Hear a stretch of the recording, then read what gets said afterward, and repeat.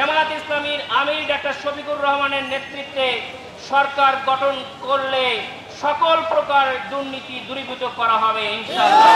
এই ক্যান্সার ইনস্টিটিউটে 7টা রেডিওথেরাপি মেশিনের ভিতরে মাত্র 2টা কাজ করে, বাকি 5টা কাজই করে না। জামায়াতের আমির ডাক্তার শফিকুর রহমান 19 জুলাই অচেতন হয়ে পড়েও সোজা হয়ে দাঁড়িয়ে উনি বলেছেন, আমরা দুর্নীতি করব না, আমরা দুর্নীতি সহ্য করব না, প্রতিহত করব ইনশাআল্লাহ। এই দুর্নীতি বাংলাদেশে জামায়াত ইসলামীর আমির ডাক্তার শফিকুর রহমানের নেতৃত্বে সরকার গঠন করলে সকল প্রকার দুর্নীতি দূরীভূত করা হবে ইনশাআল্লাহ।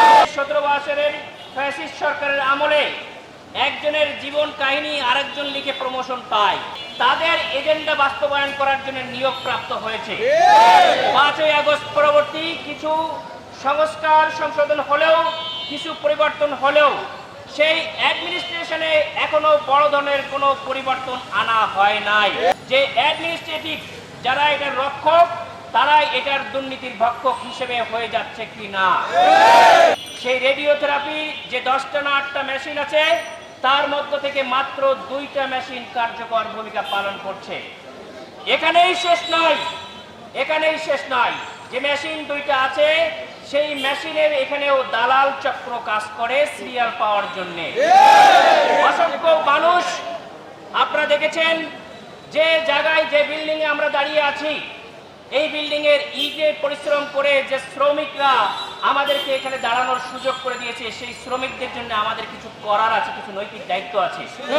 আমরা এরপরে বসে যে ভাতটা খাই, যে কৃষক রাত দিন এই রোদ্রে ঘর্ম দিয়ে যখন সে অসুস্থ হচ্ছে, এইটাই হচ্ছে তার সর্বশেষ স্থান। সুতরাং তাদের জন্য কিছু করার আপনার এবং আমার দায়িত্ব আছে। এদেরকে নিয়ে বসে থেকে যখন আমরা খাওয়া শেষ করে একটা চা খাই, সেই চা শ্রমিকের জন্য আমাদের কিছু করার আছে। আমরা যে সুন্দর শার্ট পরিহিত করে আমরা কথা বলছি, রেসেপ করছি, সেই গার্মেন্টস শ্রমিকদের জন্য আমাদের কিছু করার আছে।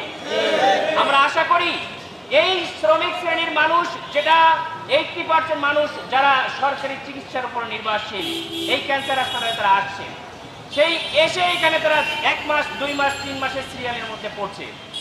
সিরিয়ালে পড়ে এখানে তারা 20,000 30,000 টাকা দিয়ে অন্য দিক থেকে লোক ঢুকে যাচ্ছে। সুতরাং